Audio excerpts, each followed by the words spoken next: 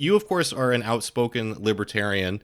However, you aren't the only wrestler who is. Somebody who is also an Attitude Era wrestler, Sean Morley, also known as Val Venus. He's a very outspoken libertarian and voluntarist. I was just wondering, did you guys ever talk politics? Oh, all the time. He was actually the person that introduced me to the term. Really?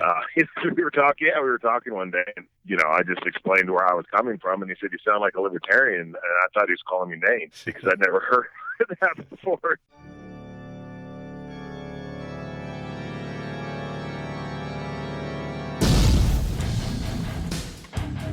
Hey everybody, welcome to Primo Nutmeg. I'm your host, Steve. On today's show, I have a former WWE Champion, as well as the Republican nominee for Mayor of Knox County, Tennessee. I'm speaking, of course, of Glenn Jacobs, better known to wrestling fans as WWE's Kane. Ladies and gentlemen, this was a great discussion that we had. We talked about wrestling, libertarian philosophy, and what Glenn would like to do for the people of Knox County, Tennessee. So please stay tuned, and while you're listening, please do help support Primo Nutmeg. You can do that in a wide variety of ways. You can like, comment, share. Also, please subscribe to Primo Nutmeg on YouTube, SoundCloud, and iTunes.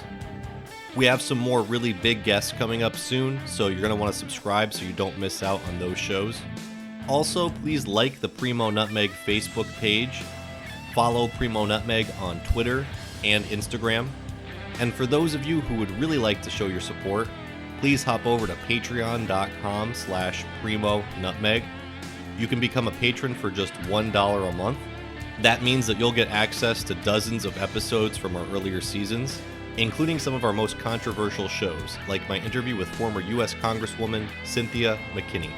Thank you everyone for listening to this episode of Primo Nutmeg. And now without any further ado, here's my interview with WWE's Kane and the Republican nominee for the Mayor of Knox County, Tennessee, Glenn Jacobs.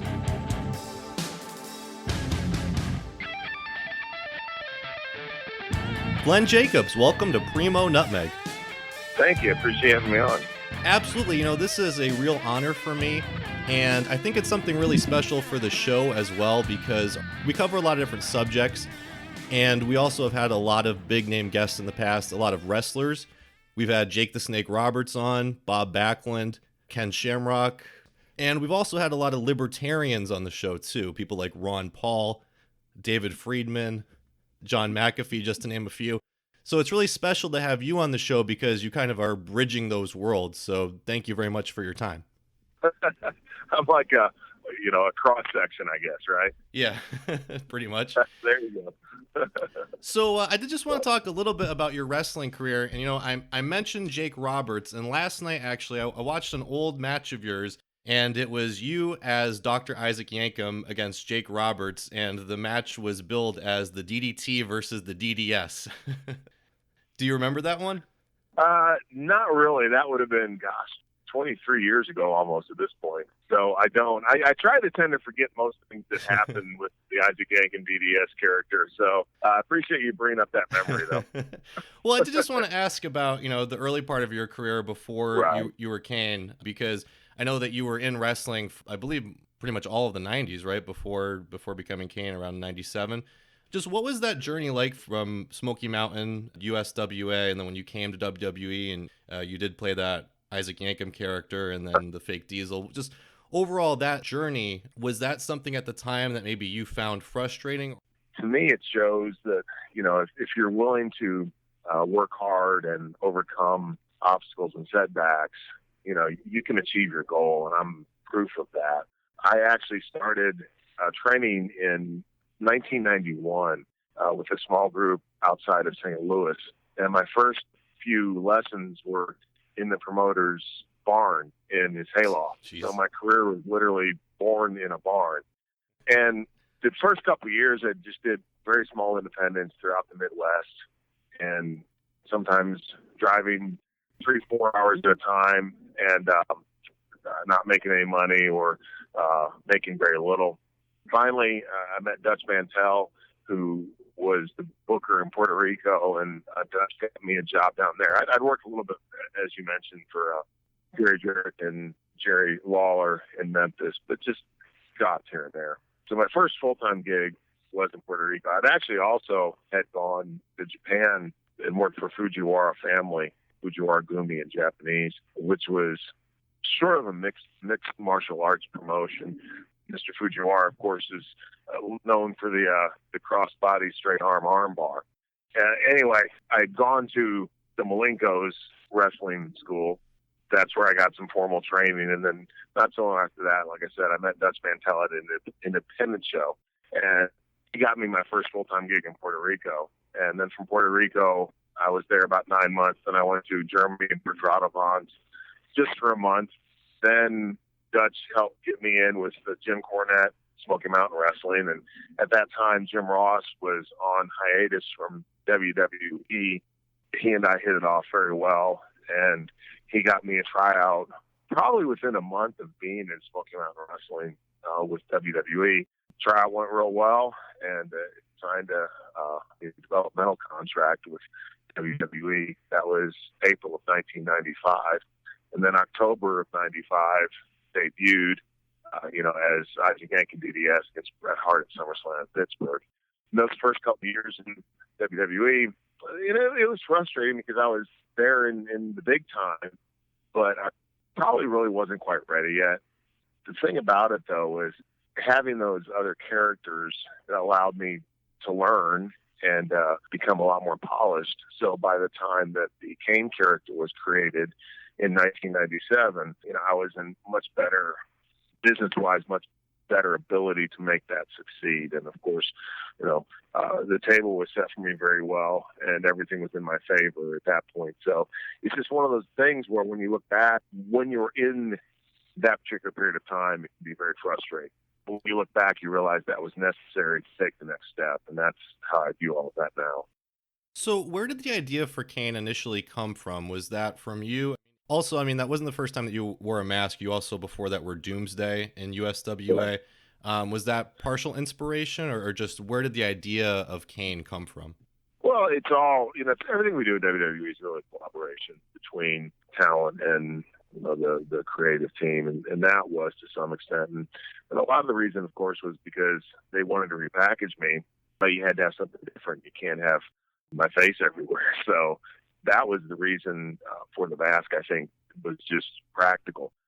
But from a storyline, it really worked well because the whole idea that The Undertaker and Kane are like these two mythological characters. They're a little different than the other characters in WWE, because a lot of times those characters, are sort of exaggerations of someone's personality, or they're like people, and Kane and the Undertaker are much more character, a departure from all that. Mm-hmm. So it worked really well, and it added a lot of mystery and mystique, and when I look back, that really helped make the character successful because, you look at Kane and it's like, what's he thinking? And no one quite knows what he was thinking. And it was just a cool thing as well, so it was, of course, ultimately it was Vince's idea, but I did get a little bit of it with it. So you, of course, wrestled for many years, and you've done a lot in WWE. If you just look at your accolades, you're among one of the most elite wrestlers ever. You defeated Stone Cold Steve Austin for the WWE title. Your rematch the next night broke ratings records for Raw during the height of the Monday Night Wars. You feuded with The Undertaker, as you mentioned. You had famous casket matches. You had a legendary Inferno match. You have made 19 Royal Rumble appearances, which is a record. You also have a career record for eliminating the most people at Royal Rumble, which is 42. You're the two-time Intercontinental Champion, Tag Team Champion, ECW Champion, Hardcore Champion. Just the list goes on and on. So I just would be interested to know, out of all of those accolades, what are you most proud of? I'm most proud of the World Championship the first time. And that's the match that also is one of my favorite matches, along with my first WrestleMania match against Undertaker. And the reason is, as you mentioned, this was at the height of Monday Night Wars. And, it really, to some extent, felt, like it was almost a launching pad. I'll never forget in Cleveland, losing the championship back to Austin. It was absolutely electric. And at the time, it was Dundee Arena. It was just electric that night. I've never seen anything like it. And to be part of that, it's very rewarding. And to be there when Austin is quickly becoming the top guy and one of the greatest in our industry of all time. Just to be part of that's really, really cool. And I've done a lot of stuff, as you mentioned, and it's sometimes hard to say, okay, this is the best thing, or this is the coolest thing, or this is the most awesome thing. But if I had to put my finger on one thing, that would be it. So just one last wrestling question I wanted to ask you about. You, of course, unmasked, and for much of the last couple decades when you wrestled without a mask. I know that you explained before that was really to kind of show what you were thinking and kind of develop the character. However, looking back, it's kind of funny because when Kane originally came on the scene, he was supposed to be horribly disfigured from being set on fire from The Undertaker. He originally couldn't even talk. He had to use a voice box. And then over time, you unmasked. You were kind of treated at the time as though you were disfigured, even though you clearly weren't. I know that you shaved your head kind of differently for a while. Of course, that even went away when you became Corporate Kane. So I just wanted to ask, when you look at that evolution, was it ever kind of considered that there would be some kind of storyline in place to explain it, like you had plastic surgery or something like that? Or was it just such a slow evolution that the fans didn't really seem to either notice or care? Yes, and that's a great question. And my thought was, and we did this, I did it with JR when I sort of alluded to this storyline, but it's one of those things where a lot of times things in WWE move so quickly that nuances are just lost because we move so quickly, especially nowadays. We've got however many hours of original content that we have to produce every week, as well as all the web content and social media and all that. And, when I was thinking about it, it was modeled after a novel by Thomas Harris, who wrote the Hannibal Lecter books, and it was The Red Dragon. And The Red Dragon, the character was this big, huge-looking guy, and he had a cleft palate when he was born, and it was weird. So he always wore a mustache, so you couldn't see any sort of scar or anything.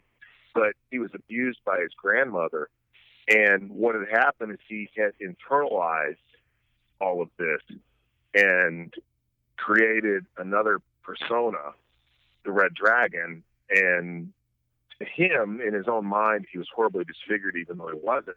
And the Red Dragon was, sort of the superhero that could do all these things. And to me, what was scarier than someone who was a monster on the outside would be if Kane were actually physically, outwardly, absolutely nothing that ever happened, but he was scarred on the inside to the point that he had convinced himself that he was monster-esque on the outside. Well, just transitioning into politics, you, of course, are an outspoken libertarian. However, you aren't the only wrestler who is. Somebody who is also an Attitude Era wrestler, Sean Morley, also known as Val Venus. He's a very outspoken libertarian and voluntarist. I was just wondering, did you guys ever talk politics? Oh, all the time. He was actually the person that introduced me to the term. Really? We were talking one day, and, I just explained where I was coming from, and he said, "You sound like a libertarian," and I thought he was calling me names because I'd never heard that before. So, he was the person that introduced me to the term, and then I went out and did a lot of research and figured things out on my own. And about the term, it's funny because I don't think a lot of folks know what that means. And, for me, it just means that we want to maximize individual liberty and value free markets very highly. And government's role should be confined to basically protecting our rights and not doing a lot of things the government does now. Fiscal conservatism, and some people say it's socially liberal. It's not. It's just, I don't believe that the government should be involved in a lot of the interpersonal workings that it is right now. But, I would, in my own life, I would probably be considered very conservative, because I have my beliefs. It's just that I don't think that we should all be forcing our beliefs on anyone else, and we should live our lives in a way that we respect others' rights to do the same. So me personally, I kind of read some Ayn Rand back when I was in college, and then I really became a full-fledged libertarian in the context of Ron Paul's 2008 campaign.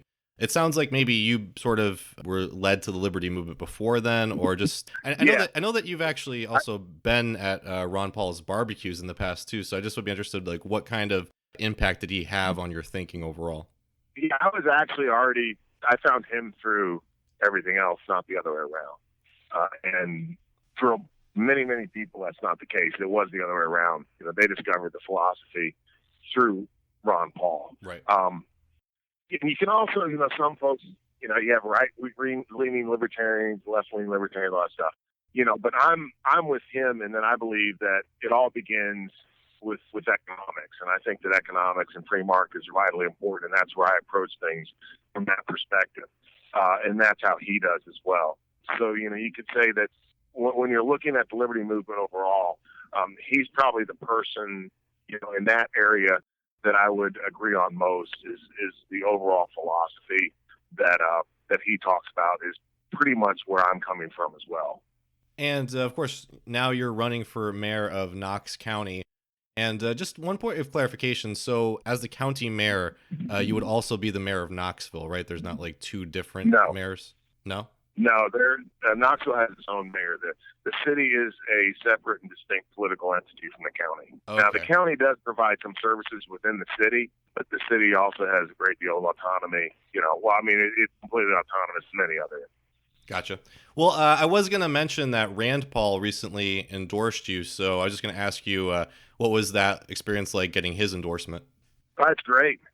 It's funny is he's one of the most well-known people in Senate now because he's been able to really build some political capital and pull the Republican Party back to its roots in many ways, which is, the Reagan conservatism. And I think that's wonderful. And just to have someone like that endorse you is great. And someone who has a national audience and a national stage, I think is awesome. And it's also worth mentioning you were also endorsed by Ric Flair. Yes, it is. And again, just to kind of go back to the wrestling thing for a second, I mean, you're not, of course, the first wrestler who's gotten involved in politics. Jesse Ventura, of course, Linda McMahon ran for Senate a couple of times here in Connecticut. She's now the head of the Small Business Administration. So I'm just kind of wondering, do you see any kind of just inherent relationship between wrestling and politics? Or, I mean, did anything about maybe performing in front of people and traveling the world, did that kind of incentivize you to run for public office? I don't see any correlation, distinct thing. But travel the world just really reinforced to me how important the American dream is. Because I grew up in a small town in Missouri. I actually grew up on a farm.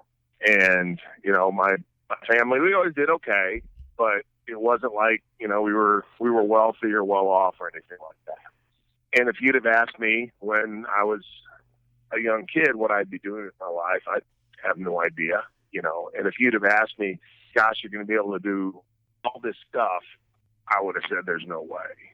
But I have been able to do that. And the reason is because I had opportunities. I had opportunities that you only get in the free enterprise system, and you only get in a place where you're relatively free to lead the life that you want. That's not true of a lot of the world. And it really seen that firsthand, and seeing socialism in many cases. And people will argue about the effects and the impact of socialism if it's done correctly, blah, blah, blah, blah, blah. And I can give you all sorts of economic arguments of why it doesn't. But when you actually see socialism in action, it does not work. And it causes human misery. It causes impoverishment. It's horrible. I come at it from a compassionate point of view in that, I want to see my fellow human beings succeed and have the tools to succeed. The only way that that's going to happen is if we're free to do that. I have been so fortunate to grow up in a place and live a life in a place that I was free to do that. That's America. That has to continue, because if it doesn't, the world's going to be a much worse place. So if you became the mayor of Knox County, what are some initiatives that you would like to implement? Looking at the schools, we need a lot more career and technical education in our schools. And this is becoming a national issue. People are beginning to realize this. What's happened because of many of the mandates that have been handed down from Washington, D.C., and the philosophy that comes from the Department of Education. Our local teachers are wonderful. They care about our kids. They're just great people. But in many cases, their hands are tied in what they're able to do. For the kids, the 4 out of 10 who are not going to go to college, what happens to them? What happens to them? I mean, that's a question that now is coming to the surface because we're seeing it's two-pronged. It's not only, what happens to those kids who are skilled, maybe not necessarily academically, but very skilled in the trade. And now we have a huge lack of workforce and labor force in the trades, and we're going to have to rectify that. And there's tremendous opportunities. It's just that the kids have to have the tools they need to be able to succeed in the trades, just as the kids who want to go into college have the tools they need to succeed in college. We have to confront the opioid epidemic, the drug epidemic, and it's not something the government can snap its fingers and solve. In fact, I think many of the things the government has done to try to solve it have backfired and made it worse. It's really going to take community effort. And then I see a lot of, when I think about the role that, say, the mayor plays, a lot of it is being a champion of certain efforts, because people will criticize libertarian philosophy as, we don't care and we're callous and not compassionate. That's not true at all. It's just there's a better way to provide services in many cases than to do them through the government. And currently they're provided through the government. So, it is what it is. We have to work within that system, but we can also try to downsize it. We can explore other ways that it can be done, hopefully more effectively. And part of that is for the community leaders to step forward and lead and say these things are important and get behind it. So that's another thing that is really important to me. When we look at waste in government, Knox County is actually well run relative to a lot of other places. The current mayor, he's a fiscal conservative. He's done a very good job, but there's still going to be waste, and there's still going to be things that we can look at in initiatives that save the taxpayer money. Also often we look at all the wonderful things the government does, and politicians take credit for that, and then we forget about the people who are actually paying for it. The politicians are on the front page and their ribbon cuttings, while the people that pay for it, the taxpayer who sometimes can't afford to pay those taxes, they're not on the front page. No one ever talks about them. And those are the people that are foremost in my mind, is keeping taxes low so that everybody can thrive in the area. And then also we have some really great natural assets here that we need to take advantage of to grow our economy and attract great jobs to our area. I've seen you put out some Mises videos, educational, about the role of the Federal Reserve and just how banking works in this country. As part of a county government, do you think that you might be able to do anything to counteract that, to kind of maybe either create a local currency like has been done in some parts of the country, like Berkshires in Massachusetts, or they have something in New Hampshire called Shire Silver, also Bay Bucks, Hudson Valley Current. There's a lot of these local currencies. Would you maybe think about doing something like that, or a public bank? Or, is there anything that you as county mayor could do to kind of fight back against the detrimental effect that the Federal Reserve has on the economy? As far as banking, that's not an issue that the local government is going to, in that respect, undertake. Some of the things you talk about were actually private sector initiatives. And, I think those are great, but that's the private sector. And I would prefer to see it come from the private sector as well, because, anytime government gets its hands on it, then it's self-defeating. So in that regard, I think that people that are a lot smarter than I am, that develop things like Bitcoin and, as you said, some of these other alternative currencies, I would prefer government remain hands-off for that. And I just have to ask you, too, because it's been a lot in the news lately, the issue of gun control and the possibility for pushing any kind of gun legislation. Again, I know that you're at the county level, but is there anything that you could do in a county government facility to help protect not just the Second Amendment, but also an individual's natural right to defend themselves? Tennessee is a very gun-friendly state, of course. And there has been legislation, though, to ensure that people can, carry in parks and that sort of thing. I stand behind that. We also have a law in Tennessee, that teachers in schools that have gone through the proper training and certification and have been at the appointment of the principal in that school, can be armed. And I agree with that as well. So a lot of it's sort of ad hoc issues that come forward, and just protecting people's rights to carry in various places, I guess, Right. And certainly I would be for that. Well, Glenn Jacobs, I really do appreciate your time today and for being on Primo Nutmeg. For everybody out there who is interested in your campaign and would like to get involved and support you, where can they go to do that? It's at jacobsformayor.com. And are you also on social media as well? Yeah, it's Facebook is also Jacobs for Mayor. And then on Twitter, it's Glenn with two N's, Glenn, Jacobs TN. And actually, just one last question. I noticed that in your logo, you do have fire, like Liberty's torch. It is, again, kind of some interesting kind of correlation between your Kane character. Is it sort of meant to be a double meaning there, or am I reading too much into that?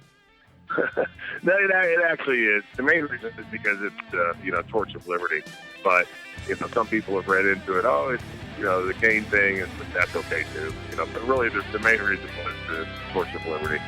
Well, Glenn Jacobs, thank you again. I've been a fan of yours for many years, and I really appreciate you being on the show, and I can't wait to wish you congratulations when you become the mayor of Knox County. Well, thank you. I appreciate it.